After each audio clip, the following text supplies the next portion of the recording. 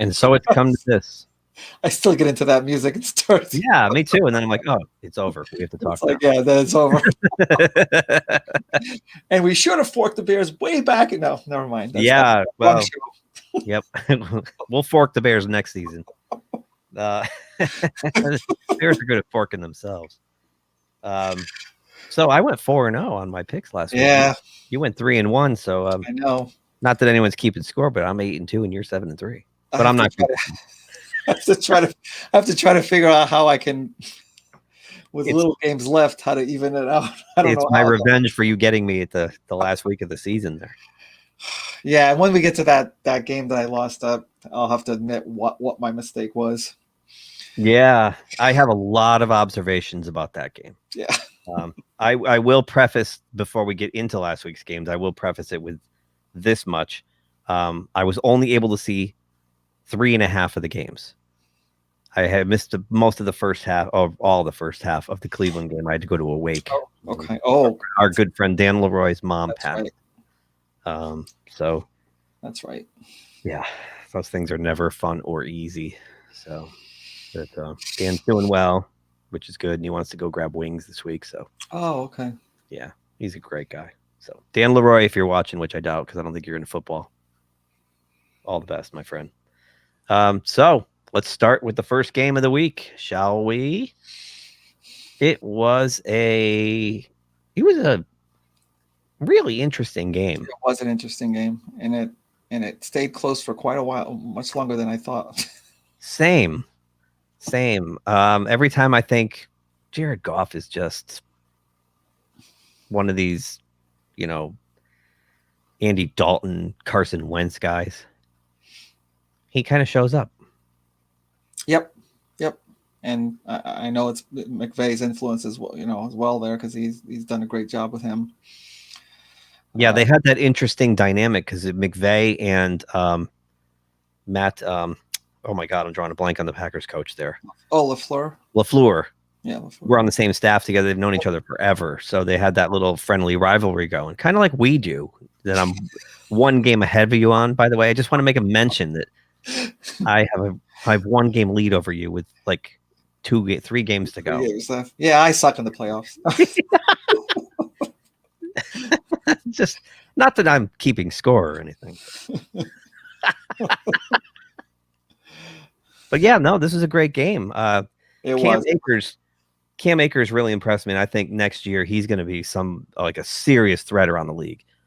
He seems to have come into his own as the season wound down. Yeah, I think he had his best 2 games in the playoffs. Yeah, you're right. He had 160 all-purpose yards in both games. I know definitely in the game against Seattle. I'm not sure. He probably did, because I know he catches the ball too. Yep, which is I'll see if I can look that up while we're talking. But so it's like I had expected. Well, I didn't really expect the blowout right away because the Rams are still probably like the number 1 defense, or at least close to it, and so that was a shocker. Green Bay wound up almost 500 yards against them. Yeah, I know Darnold was not necessarily 100%. He wasn't 100%. That's the problem. Aaron Donald missed so many snaps, especially in the second half. Yeah. And that affects them completely. Oh, it does. It's a big difference. No, I was wrong. He only had 96. Cam Akers had 96 total yards in this one. So still, I mean, that's an impact. And the fact that they got behind, so they probably couldn't run a lot after the first half.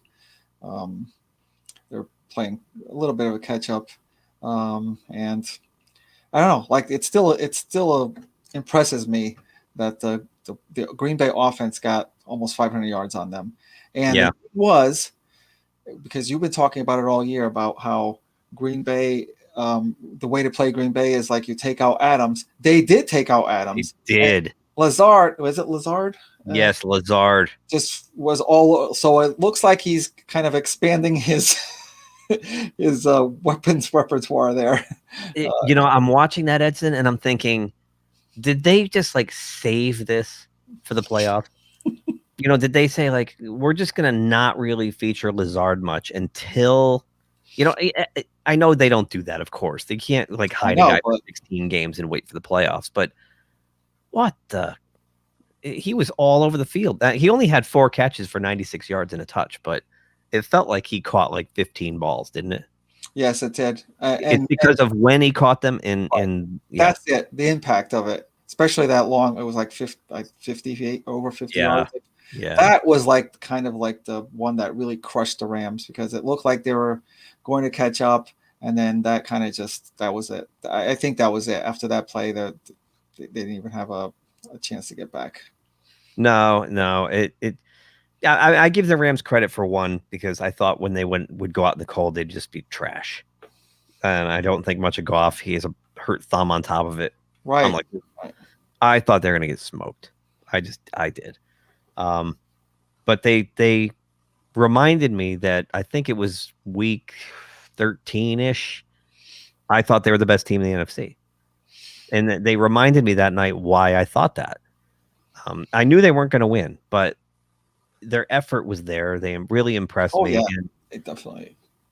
It also hurt that they didn't have Cooper Kupp because that took away his emergency go-to guy. Cooper Kupp is like he's like Adam Thielen. He's one of those guys like Brady had all those years with Wes Welker or oh my God, Julian. Edelman, yeah. Edelman, yeah. Like that. When you got 5 guys in your face, you got to get rid of the ball, and you got that safety valve cutting across the middle. That's kind of what Cooper Kupp can bring to him. Cooper Kupp. Yep. Didn't have him. Josh Reynolds had a good game. Yep. And maybe also, I don't know, on the Green Bay side, having that many yards, maybe they didn't take advantage of everything that they had, and maybe they could have scored more points as well. But I do give the Rams a lot of credit for not just showing up, but making a game out of it. Yeah. Yeah. Like you said, that was that 58-yarder to Lazard that just put the fork in him. But the Rams, they've rebounded nicely. They had the year before they weren't very good. Right. It looked like the Super Bowl hangover, or were they just coming apart? I mean, I think part of their rough season the year before was that, and we knew it in the Super Bowl, that Todd Gurley had something wrong with him. Yep. And they weren't admitting it, but there was something wrong with him. And then they released him after the bad season. And he went to Atlanta. Yeah, they didn't have to. They didn't have to kind of work around him anymore. Yeah. Right. They bring in Akers and they have Henderson, and they did a solid job. So I think they'll be a force to be reckoned with next year. Green Bay moves on to the championship game at home. Yep. So they got what they wanted. No fans really. I mean, they'll have a small crowd, but they're going to get a team outside on that ice bucket of a field. So yeah, they are. So the late Saturday game, interesting game. Yeah, it was interesting, and not the way and I don't mean it about who wins or loses. I meant like it didn't play out like I thought it would. No, not at all. First of all, the score was way lower than I thought. Yep. I thought this had the potential to have, like a 33-28 kind of thing going for it. But no. It was a defensive game. It really was. I mean, what was the score at halftime? It was 3-3, right? Yep, it was 3-3.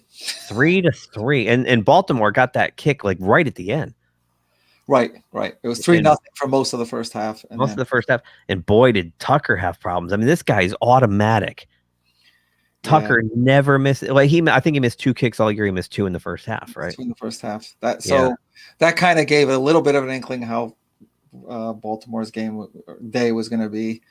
And still, this is the second game in a row now. We've talked about the Buffalo offense, how unstoppable they are. I think the Ravens defense certainly kept them in, keeping them at bay. I mean, they only scored 10 points, really. The other touchdown was a defensive touchdown. So right. You wonder, I mean, in a way, it's great for them that they can kind of gut out these games where their offense isn't like kind of, blowing anybody away. So because it is a total team win or loss on this. So, but I'm a little. I mean, I guess you could chalk it up to, yeah, you're in the playoffs, you're playing superior teams, so you're not going to just bulldoze over everybody. And I'm glad you said that, because I was thinking that watching this game. I was thinking, you're watching both teams struggle offensively, and you're like, are they struggling offensively, or are both defenses playing above average? Is it a little bit of both? And then I thought to myself, well, it's the playoffs. This is how it's supposed to go. Yeah, it is. This is the best of the best now. So, yeah, I mean, both quarterbacks struggled pretty mightily. Allen had 206 yards, Lamar 162 before he got hurt. I was shocked when unknown taxi squad quarterback Tyler Huntley came into the game and looked like Lamar Jackson. He did. He looked really good. Yep. He really did. I mean, before that, even before he got hurt, the Buffalo defense was doing a great job stopping him. They really did. Yeah. I'm surprised actually that for the longest time they kept using that very tight formation to try to get, just like they did against Tennessee, to try to get Lamar going through the line, going through the middle, and right up the middle, and hoping that he would break one or two. And they kept at it over and over again and kept getting stopped. I'm surprised that at some point they didn't just go, spread it out wide a little bit just to try to find some kind of room. Yeah. It was a strange strategy, but I guess they figured those Buffalo linebackers can string him out. I guess they felt like he couldn't get an edge and get around the corner on them. I don't know, but you're right. That's 2 playoff games in a row where, I mean, all year long, he makes his bread and butter. Once he busts outside, he's gone, right? He can get down the sideline and then cut up into the seam, and he's virtually untackleable in the open field. Yep. For whatever reason, you're right. 2 weeks in a row, they were trying to get him into the seam straight up the middle somehow between the guard and the tackle. Not really how he plays. Right. It's not really. He does his damage, in the second and third units there, but he does it after he breaks it outside. He's got to be out. Yeah, he's got to contain and get outside. And we even said Tennessee did a pretty good job containing him too. It was just that one or two play. Yeah. So, so I'm not sure why they thought they would be successful still with that. Yeah, I mean, they struggled. Edwards and Dobbins, 42 yards apiece. Jackson only had 34 yards on 9 carries. They really Buffalo did a great job shutting that run down, and then Lamar with that awful pick. And that was the pivotal play. Obviously, I mean, it's a 14-point turnaround, and that's the game there. I think. I mean, I know there's still time to come back, but come on, the way that it's such a tight game, you go from basically you're 2 or 3 yards away from a touchdown that ties it to, it goes the other way, 100+ yards the other way. 1 yards the other way. Doesn't matter if you have time. That takes a lot out of your team. Yeah. To have to go all that way just to get nothing. Not just get nothing, but lose. Well, it's a 14-point swing right there. And that's it. That's the game there, I think. Right. And it's first of all, my God, Johnson picks the ball off, and Jackson couldn't catch him. I know Jackson had a tough angle, but Jackson's probably one of the fastest guys in the league. Yeah, couldn't catch him. I actually was a little surprised. I thought he was going to come into the picture and catch him, but he had the angle. But I think there was just too much ground to cover. He had too much of a lead on him. Johnson went straight up the field, and Lamar had to turn around and come all the way back across. Yeah, and take an angle on him. And on TV it looks like he's, but that's 55 yard wide field. And that's because when you're looking at those side cameras, it compresses it. Yep. There was probably a lot more green in there than we thought, because that's a long way to go. Yeah, and I'm not just trying to put it on Jackson. It's like, I'm surprised that there wasn't anybody in the end zone that right near him that could just at least kind of slow him down or something. He didn't even see him sitting there in the zone. And to me, when they replayed it, he almost camouflaged perfect with the end zone paint. Yeah, he was. Like, you couldn't see him there. So, Lamar's throwing to a spot, and he settled down right in. He took one step to his left, grabbed it, and off to the races. So, And that was it. And we've talked about it. We talked about it picking the game. That if Yeah. Buffalo could get a 2-score lead, a double-digit lead on the Ravens, they're done. They're done. Yeah. Yeah. And you knew it. You knew it right then and there. That interception was probably the dagger. It was in the third quarter, but you just felt like. Yeah, but it seems like they have to climb a mountain just to try to get. Well, especially to that point, all they could scratch out was a field goal, and that was their best drive, the only drive of the game. Actually, that was the only drive of the game, and it netted them a -7 points. That's basically it. And as far as Buffalo, plays like that or those kind of plays you see on a team that's kind of destined, you feel like right when things like that happen, when 2 weeks in a row the Bills haven't looked all that good, despite like just mowing people down all year long, and when you get plays like that, when you're in a tight defensive struggle, those are the kind of things that make you say that's a championship caliber team right there. They're destined to go. Yep. Yeah. So a great Saturday, 2 really entertaining games, riveted too. And then Sunday, we start with the Cleveland Mayfields against the Kansas City. This was kind of like to me a mirror image of the Rams and Green Bay, where I thought Kansas City was going to get. I'm not saying Kansas City was just going to blow them out just outright, but I did say that. I thought they would get like a comfortable, I don't know, 18 to 20 point lead and kind of cruise along, but that's not what happened at all. No. Although it started out that way.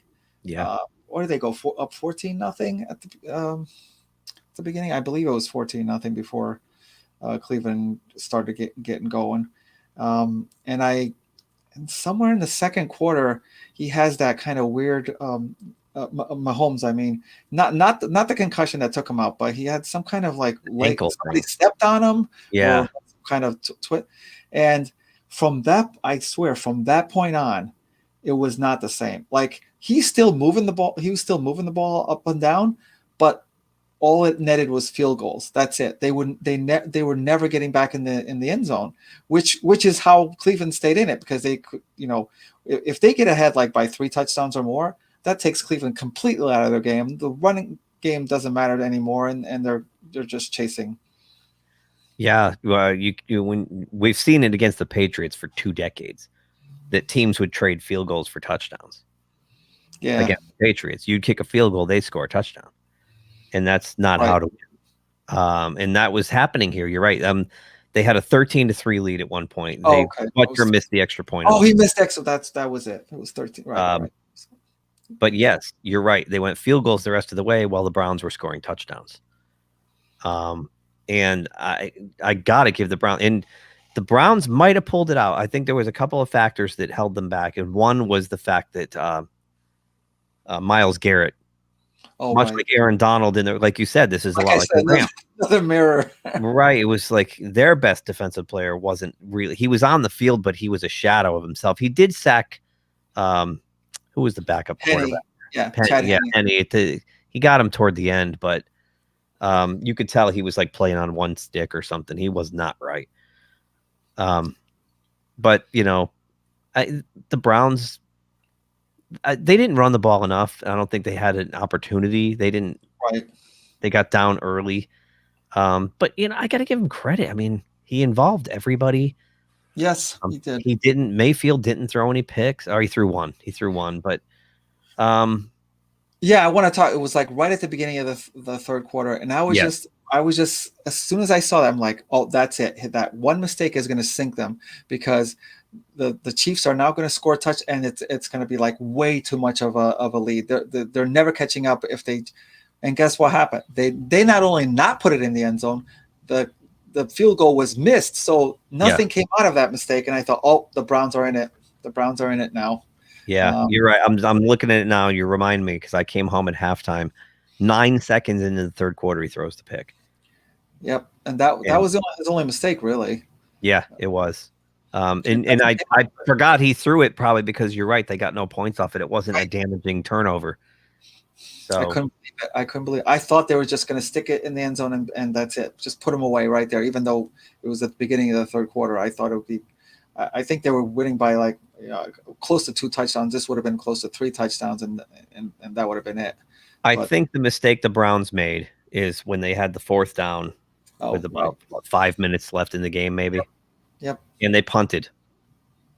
And I said to myself, they're not getting the ball back. And that was a mistake. That they probably go on to win the game if they make that 1st down. If they go for it and make it, I have a feeling they score a touchdown and walk away with an upset. And I'm not disagreeing. They had a lot of the momentum on their side. Yeah, they did. They were outplaying the Chiefs for 2.5 quarters at that point. Yeah. And I agree with that, except wasn't that at that point, wasn't Henne in at that point? Yes. So I'm thinking like the kind of conservative mentality is my defense can take care of this backup quarterback, which they didn't. But I think they did force. Did they ever get the ball back after that? No, they forced him to do a 4th and 1, and they did that pass play to Hill that put the game away. So I thought, I'm not going to really get on their case. I agree with you that they should have gone for it, but I'm not going to get on it because they're thinking, it's a backup quarterback. We should be able to stop them. Oh, clearly. If Mahomes was still in the game, they go for it. There's no doubt. Sure. Oh, yeah. There's no doubt. But again, this is the playoffs, and you got Myles Garrett sucking wind, and I know you think your unit's still good enough to hold down a backup quarterback who I don't think he even took any practice snaps that week. But right. You're playing with house money if you're Cleveland. You shouldn't even be in this game by almost every opinion on the planet. Nobody thought they were getting past the Steelers. Right. I just, if it were me coaching, and Stefanski's done a great job, it's not for me to second guess him at all. And that's clearly what he was thinking, but I probably would have gone for it. Which then you see the total opposite side, which I can't even think of his name. Andy Reid. Andy Reid knows, is aware. He knows that hey, this is the big time. You need to play to win all out. You got to take out all the stops, and he did. He went with that gutsy call, a call that even Romo, who's supposed to be this guy that guesses everything, did not think would ever happen. No, he didn't. He thought they were doing they're going to go in as if it's supposed to be, and then they're going to just try to, he thought they were doing offside. Yeah. And, he went into the line and said, no play, don't worry about no play. And then he was shocked when they had a play. And it's like, but that's the mentality you have to have if you're going to win in these games. Yeah. That's the difference. Like Stefanski was playing it more conservative, and Andy Reid was like, nope, we're doing this. And to think of the confidence, like you got your backup quarterback. You're not 0 snaps all week. Well, I will say this though, he did have him play in that last game of the year. Well, yeah, because he benched everybody. Right. But Mahomes took 100% of the practice snaps. I understand. Yeah. So, and you're not even having him hand off the ball. You're having him throw the ball, albeit a small pass. But the ball slips from your hand. The receiver steps out of bounds before he catches it. I mean, it's a lot of things could go wrong, and he still did it. If the Steelers did that with like Deontay Johnson, it goes backwards 3 yards. And that's the difference. I mean, you put the ball in your best player's hand at crunch time. He had a choice. He could have done it. To me, he had 2 choices. He had Tyreek Hill or Travis Kelce. Those were who you give the ball to. And he took Hill. And, he only had to get 1 yard. It was gutsy. I realize that, yeah. But it was on 4th down, not even 3rd down. 4th and 1. And Henne, he could have hung that thing out there. It could have been a pick 6 the other way. Yep. Good call. Good for Andy Reid. You give him a short field too if you don't get it. So that too. Yeah. So good for Andy Reid. I mean, I don't know anybody who does not like Andy Reid. So the Chiefs are on to their conference championship game at home, which is what they wanted. I guess they'll have about 17,000 in the building again. Yeah, I think so. Yep. Yeah. That looked like more than 17,000, didn't it? I know. Sounded like it too. Yeah. And now the finale, Sunday evening at 6:40 p.m. We went indoors on AstroTurf with boring fluorescent lighting, and it's just, I hate domes. Hate them. Those 3 games outside, much more exciting to They me. were. They were. Not that this was a bad game, and it happened like I thought it would. It's tough to beat the same team 3 times, especially when Tom Brady's on that team. So there's a lot to unpack here. So you go first. I agree with you. I agree with you that on both of those, it's tough to beat a team 3 times and against Tom Brady. But I'm saying it had nothing to do with Tom. Well, I can't say nothing. I'm saying that he wasn't the major factor in this. It was more like I totally underestimated the fact that Drew Brees is shot. And I was going to start by criticizing, but I can't just completely go off on it. I mean, I got to understand that this man broke 11 ribs a few weeks ago too. So I couldn't, but I just didn't realize just how much kind of his skills had diminished quite a lot over time. That I probably haven't watched him a lot, and kind of that whole game that Sean Payton plays with Taysom Hill going in and doing these that help.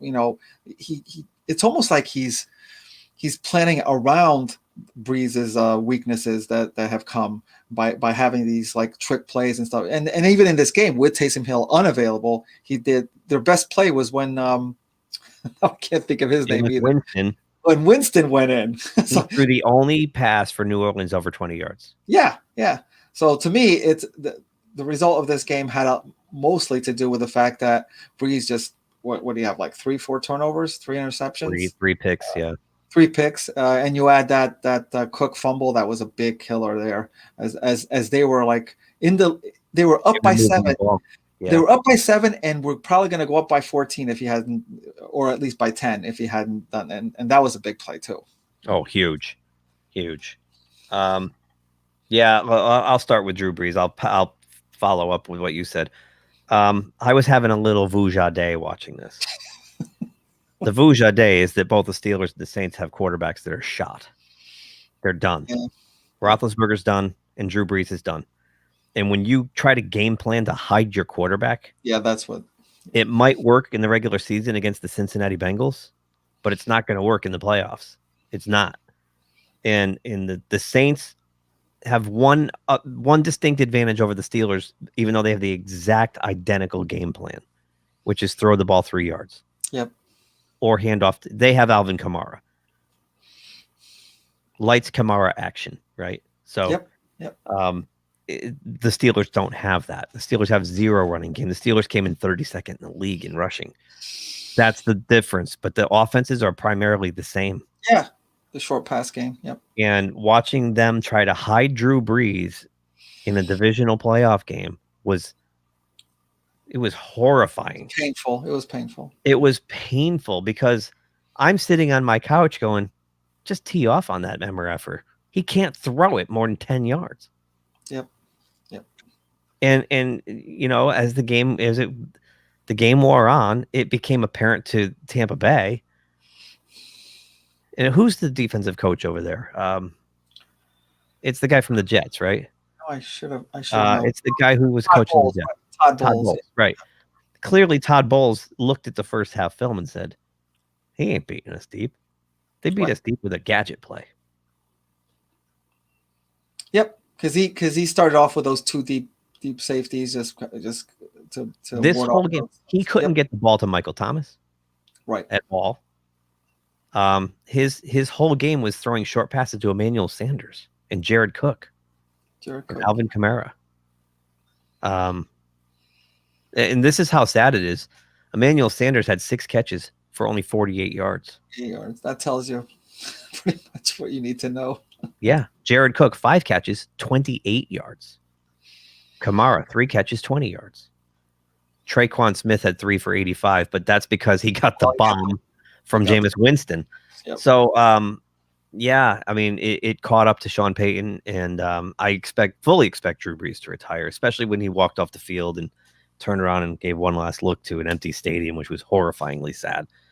The guy deserves to go out with a full crowd, and so he'll have to come back on his retirement day, or they'll do a ceremony and he can say goodbye to the fans. But it was heartbreaking to watch, and it also showed me on the other side, Tom Brady's 2 years older than him, but in much better physical condition. Certainly is. Yep. And while Tom's skills are not what they once were, he's still smart enough, talented enough, and strong enough to get the job done. Yep. With a little help from his two friends, Leonard Fournette and Ronald Jones. Oh my God. Yeah, they were.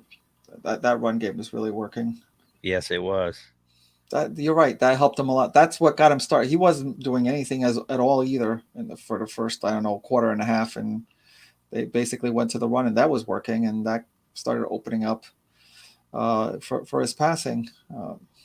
The first half was like a boxing match where they're jabbing and 13-13 at halftime. Like, okay, it's anybody's ball game. But like I said, that second half it became so apparent that the Saints had a one-dimensional offense. And once Tampa Bay, that what's his name? Devin White. Holy moly, that guy's all over the place. Yes. Holy cow. Yeah. So what happened is I got sucked into that weird game where they kind of just killed them in the regular season. It was like 38-3 or something like that. I got sucked into thinking this was going to be this type of game because in the first kind of like 5-6 minutes, the Saints should have been up 14-0. Yes. They had that good punt. They stopped. They got the touchdown. Well, did they? No. They got a field goal. A field goal is the problem. They couldn't get into the end zone. Then they got the ball back, and of course the run back was nullified. But then they couldn't. They still had the ball though, and they settled for another field goal at that point. See that starts a 14. That starts kind of like one of those like snowball effects. If they get maybe, I'm not saying that Tampa Bay didn't have a chance, but I was under the impression that you get stick that ball in the end zone twice, 14-0, you start like that kind of like a little snowball effect the way it happened in the regular season. I thought really that might happen, but they couldn't get it in the end zone. No, they couldn't. And then Tampa kicks a field goal at 6-3, and then Breeze throws the first of his 3 picks on the next one. And now all of a sudden it's 10-6 Tampa Bay. Yeah, that's it. And that's where you're right. If they go up 14-0 instead of 6-0, who knows? Maybe. Right? Yeah. Maybe their defense kind of causes more stuff, take more risks at Tom and causes him to throw something back. I don't know. It just that's the way the type of snowball effect happens. But they couldn't do it. I was actually shocked that they sacked Brady once. They knocked him down 3 times maybe. What their success defensively in the first 2 games is that Brady was so uncomfortable in the pocket because he was under constant siege and he started throwing the ball all over the field and throwing picks and fumbling, and he looked awful in both games. He wasn't touched this game. Yeah. That's a credit to the adjustment that offensive line made and the running game. The running game helped. It didn't matter if it was Fournette or Jones. I think, let me look at their numbers. They had identical almost numbers. Fournette 17 carries, 63 yards. Jones 13 carries, 62. Yeah, it is. Yeah. Yep. So that is, you do have to give a lot of credit to the offensive line for that, protecting him and having those 2. You're right. It didn't matter who was running it; they were both having success. Right. Yep. And when your run game works, now you can play off play action. You get RPO. You get the whole ball wax. So, and it caught up. And meanwhile, the Saints are one-dimensional, throwing 3-yard passes, trying to get down the field in 36 plays. It's just... I'm kind of a little surprised at a point where you are in the play. And I know it's a respect thing, and I'm surprised that Peyton and Breeze couldn't come up with an agreement to say, "Look, it's not working. Let's see what happens if Winston goes in, like midway through the third quarter or something like that." Like, I know Peyton probably doesn't want to do that to him, but they couldn't both kind of like, I don't know. You're in the playoffs. It's like it's a do or die. Trust me, a week earlier in the first quarter of a playoff game, I was screaming at the TV to put in Mason Rudolph. Okay. When Roethlisberger threw 2 picks, I think, in the first quarter. I was like, get him out. He belongs in a wheelchair. It's one of those, like, you really want these guys to have that ending, but it doesn't happen very often. No, and it's clear that both of these guys played one season too many. And look at Phillip Rivers. He realized. Yep. And Phillip Rivers had a phenomenal playoff game. Phillip Rivers threw like 1 pick in the last 7 games of the season. He had an amazing ending to the season. He still looked great. Yep. But he said, you know what? I don't want to embarrass myself anymore. I'm Who done. knows? Maybe he saw those games and said, you know what, I don't want to do that. I He don't want might to do that next year. So I don't want to be that person who does that. He might have, and I like Philip Rivers a lot, and he's got the 9 kids at home, and he's going to go coach high school football, I guess. So good on him. Yep. I've always liked Philip Rivers, and it's heartbreaking, much like Dan Marino, that he just never That's another one. Yep. That didn't end well. No, and he barely sniffed playoffs, Philip Rivers, all those years of those bad Chargers teams. Right. It's a shame. So, all right. Well, those 4 games are in the books, and now we're at my second to least favorite weekend of the NFL season. Least favorite because there's only 2 games, and that's sad to me. We went from the best weekend, the best of football weekend, arguably. Yeah. Because you got the top teams playing all day long, Friday, Saturday, and Sunday. Now it's getting. Yeah. Now it's sadness. This is where winter starts to feel colder and the days feel shorter, because oh no, football's almost over. Football's almost over. What are we gonna do when football's over? So let's get to it, shall we? The first game on Sunday. Did it pop up? Where is it? There it is. Yeah. 3:05 p.m. on Fox. We've got the Tampa Bay Brady's against the Green Bay Packers on the frozen tundra of Lambeau Field. Take it away, Edson. I'm going to be sucked in. I know I'm going to be sucked in. But Aaron Rodgers looks really good. Yes. It's definitely. I know they seem kind of the same, but I think they're remarkably better than last year's 13-3. And he proved to me last week that if you did take Adams away, he can go to other receivers. And hey, he was playing the best. Again, we talked about how it wasn't the full Rams defense, but it was still a good defense that he led them through, 400 or 500 yards. And I think he can do the same against this Tampa Bay defense. Is that the Tampa Bay defense did really well against the Saints, and I know we talked about it was a lot of the Brees' fault. They're young and they tend to take a lot of chances. They tend to fly all over and kind of get out of position, over pursue exactly. And Aaron Rodgers can really take advantage of that. And I know it's Brady's gonna have his day as well against that Green Bay defense. They're not anything special, and he's not afraid of playing in this in this weather or anything like that. The rest of the team, I don't know, but definitely not him. I think it'll be a pretty high, pending the weather, pretty high scoring game, but I'm gonna go with the Packers. Okay. At first, I thought there was some credence to what Tom Brady said post game. I don't know if you caught it or not. Oh. Then I've thought about it and I said, this guy is the ultimate gamer, and he'll try any trick, anything to gain any sort of upper hand or mental advantage, right? So he's being interviewed after the game by Michelle Tafoya, and she says, you got to go to Green Bay next week, and the weather right now is calling for 20 degrees and possible snow. You've been living in Tampa for a year now. Has your blood thinned out? And Tom goes, oh my God, I know. It's going to be freezing, and I don't think I can handle it anymore. I'm used to being in the warmth. And at first I said, oh, look at, I thought that's true. That's right. He might be ineffective. And then I went, oh no, that's Tom. That's Tom Brady trying to get the Green Bay defense going. Oh, he's a pussy now. He's been out in Florida. We have to kick his ass. No. Do not fall for that. Don't fall for that. He spent 20 years up here in Foxborough in Boston. It's freezing up there. It's a wind tunnel and it's cold as fuck. He's not going to be affected by it at all. That said, the rest of those guys might be. Who knows? Let's check real quick here the weather report for Green Bay, Wisconsin. This is Sunday, January 24th. We've got 29 degrees, real feel 26, 66% chance of snow. A little cloudy with a little snow accumulating up to an additional inch. Storm total 3 inches. So we could potentially see 3 inches of snow on the field. This might be really good. This could be fun as hell. I'm not going anywhere. Hey, look, there's the Batman toy I just bought. So he's 18 inches tall, man. So that'll be fun if we get that kind of weather on Sunday. Yeah, it may even help. I mean, if the Tampa Bay has a run game, it may even help them and not necessarily hurt them. But yeah. That said, when the Packers drafted Love in the first round, I remember talking about this.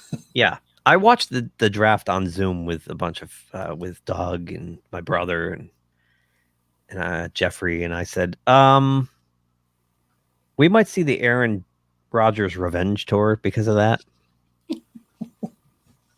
I am 100% convinced we're watching the Aaron Rodgers revenge tour. He is hell-bent to shove it up their asses that they did that. Yep. And I don't see him losing at home in the snow for a chance to go to the Super Bowl and definitely cement himself as a first ballot Hall of Famer if he can win 2 Super Bowls.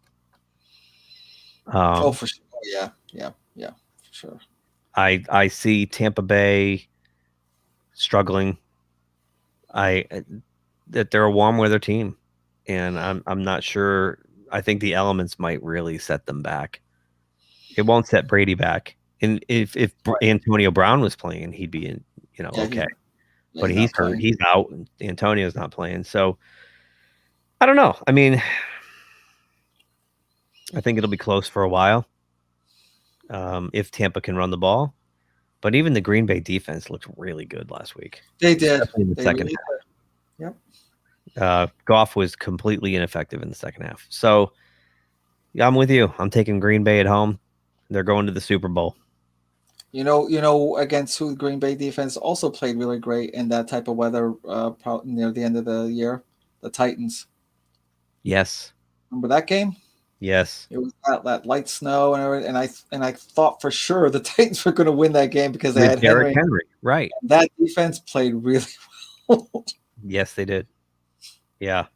The Packers look like they're peaking at the right time, which is what this is how you want to go in, right? So that is exactly how you want to go in. So, all right, we both got the Packers, so you can't get a leg up on me there. We'll see what happens with the 6:40 p.m. game on CBS. The Buffalo Bills, the high-flying Buffalo Bills with Josh Allen. I keep calling him Jared Allen. Josh Allen going into Kansas City to play the Patrick Mahomes. And they're due to have an offensive breakout. The Kansas City defense isn't as good as the Ravens have been playing. No, I don't think they're as good as the Colts defense either. I was going to say, or the Colts before that. I know Mahomes is. I think he's supposed to play. Yeah, he's cleared for concussion protocol, so he took all the snaps in practice yesterday and today. And this looks like, as you said, that one play that got him over the hump against the Ravens. That seems like one of those plays that really catapults that team.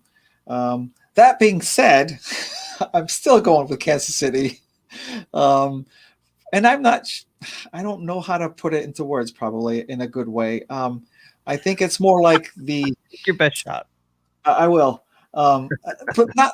What I mean is, it's probably not going to sound logical, but to me, it's going to come down to where I think just Andy Reid is going to pull out all the stops and he's going to outcoach McDermott, right? Sean McDermott, yeah. And the combination of him and Mahomes will somehow make this happen, even though it's kind of goes against a lot of what's happening. Like they had, as we said, throughout the season, they haven't really been, blowing people away. They've been kind of barely getting by. But it's that type of game where it's like, the highest stakes almost, until you get to the your season's over. And I think these two will make it happen somehow. That's the only reason. That's the only reason I can give you. It sounded logical to me, especially because Andy Reid has a weapon standing next to him. Oh yes, that is getting screwed actually in this coaching carousel. Eric Bieniemy is an offensive genius. How is that guy not going to? My only thought on it is because the Chiefs are going so deep in the playoffs and teams have Okay. to fill a need Right. now. Right. Yeah. They don't want to wait. Okay. That's the only thing I can think of because this guy should have been like number one with it. I mean, come on. Yep. He's clearly the best coordinator in the league on the offensive side. So that said, you got Andy Reid, who was also a dynamic offensive coordinator in his day, now a dynamic offensive head coach, and he's got Eric Bieniemy, who's probably the best OC in the league. So, and they have probably one of the best, if not the best quarterback in the league, and a super talented roster full of playmakers. That said, I got Buffalo. Okay. I got Buffalo for the simple fact that I think the Bills are equally as gifted on offense. I think their defense is slightly better. And I think because their defense is better, they're going to win in a shootout because their defense will make the one stop or the one play where the Chiefs just won't. The Chiefs, you got Honey Badger, you got Chris Jones. They make all the plays. Sorensen's not bad. I like Sorensen. But other than that, they got a bunch of nobodies. They're pretty pedestrian. It's true. I mean, they out of all of the units here, probably the Kansas City defense is the weakest one out of this game. Yep. Of the four, yeah. The four, yeah. And I think the Buffalo offense is right on par with Kansas City's. I'd actually venture to say, as creative as Kansas City's is, it's not as effective. Right. It seems like they struggle and then they hit that play. They make the play they need to make when they need to make it. Where Buffalo can just be like a buzzsaw, like all game long if they have to. Yep. Yep. And I don't think we've seen the real Bills yet in the playoffs. I think this might be the week. Before the whole thing even started, the whole tournament even started, I had the Bills winning the whole thing. Okay. So I'm sticking with that. So here you go. You got a different pick. You got a chance. So we'll see what happens. That might leave it to the Super Bowl. Which is perfect. So here's what we got in Kansas City here. This is a night game, so let's check the night. We got a little snow action here. Plenty of clouds with a bit of snow and sleet with little to no accumulation, but that can make the ball very slippery, 55% chance. 32 degrees with a real feel of 20. So it's going to be like raw and damp and gross. I mean, neither one of these teams is going to be affected, I don't think. I mean, they can. Buffalo's got worse weather. So, and then if we were calling it late afternoon, let's see what they got. So it's going to be raining, sleeting, turning to snow. It's just going to be a mucky mess. The field's going to be mushy probably. But you're right. I don't think it's going to affect either team. But if it comes down to a run game, Kansas City's is better. Yep. That's the one weakness that Buffalo has. Not big of a run game. I mean, their quarterback is probably the best rusher. Yeah. And they're down to Devin Singletary. They don't have Zach Moss anymore. So I am a little bit worried about Mahomes is with getting injured. Is if that happens early on, that's going to be disastrous for them. They're saying now though that the concussion protocol was put in place, but it was more like a pinched nerve or something in his neck because he got like karate chopped. Like the way he got hit was on the back of the neck, and they said he got up all wobbly, which is why they put him in the concussion protocol. But within minutes, he was like, "I'm fine. I want to go back out," and they wouldn't let him. So and he's clearing all the. And, somebody brought it up on the radio the other day. They said, "Well, he's got to pass tests with an independent neurologist before he can play." And the host says, "Who do you think they're going to put a gun to that neurologist's head and said he's playing or you're dead?" I mean, it's a championship, man. You're going to the Super Bowl. That naive that you're gonna right. You think Chad Henney's going to get a wink of sleep thinking, "Oh my God, I hope I don't have to go in. This is a chance to go to the Super Bowl. I don't want to play." Yeah. No, I mean, I wasn't saying I'm a little bit worried because of his injury, because of what happened to. I'm worried that that offensive line might allow another injury. He might get injured again. Sure. Or something like that's. Well, and he did roll his ankle or something. So he did. And if he's going to be playing in the slop, he might not be as mobile as he normally. And not that he's not a runner like Allen. Right. Allen's a tank. Allen has designed run plays. He's unlike a Lamar Jackson, only just a tank. Mahomes scrambles around and buys time to make a play. If he has to scramble, he runs to the sideline and tries to get out of bounds. Right. Rarely does he take it to the defense. So yeah, it's more to extend the play. Yeah. Oh, yeah. You brought up a good point. I was going to do a criticism of Buffalo's game or offensive. I was watching them and I was talking to the team. And I was like, can you guys stop calling planned plays for him to run? How many times are you going to do it? It's like they did like so many of them. All right, enough already. They're going to get him killed. That's what I mean. It was like they're trying to match with Lamar Jackson's on the other side. It's like, stop. He can throw the ball. Don't worry about it. He's got a cannon for an arm. Yeah. It seemed like they were doing a lot of those where you could tell it was a design play right from the beginning. I'm like, can we stop with that? None of them really worked. It was only when he kind of rolled outside the pocket and started that those kind of worked, but not the planned ones. I mean, it's a great weapon to have a quarterback like that, like a Lamar or like an Allen. But to me, if it was my team, I'd be cringing every time they did that because one good lick and your season could be over. Yep. And who knows, the career could be over. You don't want to do that to your quarterback if you can help it. I don't care how big he is. Which is what I liked when the Steelers got Roethlisberger. He used to run like John Elway. But the Steelers never designed runs for him. Right. He ran when he got in trouble. Yep. And I was happy because they could have designed runs like they used to do with Elway. I'm so glad they didn't. And it's probably why he lasted 17 years because they didn't run him like that. Right. Yeah, he has been quite durable. Yeah. So that's it. We'll see what happens. Thanks for watching out there in football land. Please subscribe if the mood should arise. You can find us on the socials at GeekTime Net, all three, the Twitter, the Insta, and the Facebook. They're saying Facebook's for grannies now. Oh. I don't know. I hate it. I've always hated it. Oh, they might, there might be a lot of grannies out there who like football, so yeah. No, Facebook itself is all the young people are ditching out of Facebook. Right. Yeah, that's fine. GeekTimeNetwork.com would be the website, or you can just email us direct at geektimenet@gmail.com. Gmail. All right. We'll be back this time next week with our championship wrap-up and our Super Bowl preview. Yeah. Come to this. Come to this. Can't slow it down. That's the way it just keeps rolling. Before you know it, it'll be week 1. Yeah, you're right. We'll be back in the soup twice a week trying to keep up. So trying to scramble covering 16 games. Yeah, exactly. Yep. Rooting for the bye week in the middle of the year. Those bye weeks kick in and we get to lose 4 games or something. We only have 14 games. Yeah, you're right.